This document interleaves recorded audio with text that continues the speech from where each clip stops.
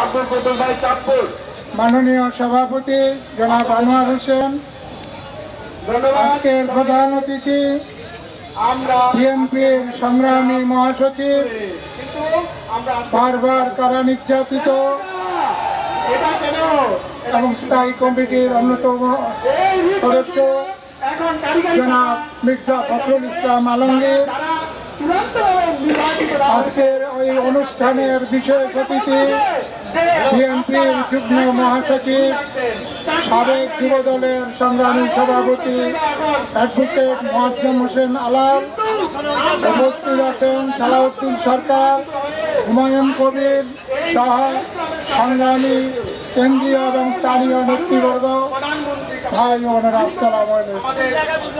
প্রিয় ভাইরা আমার, আজ ভারাক্রান্ত হৃদয় নিয়ে আমাদের দেশনেত্রী বেগম খালেদা জিয়া আজকে একটি মিথ্যা অজুহাত দিয়ে একটি মিথ্যা মামলায় আজকে প্রায় 2 বছরের উপরে জেল কেটেছে।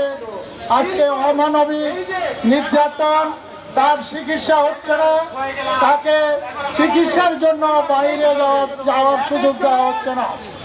এমত অবস্থায় এক মানবতার জীবন যাপন করছে।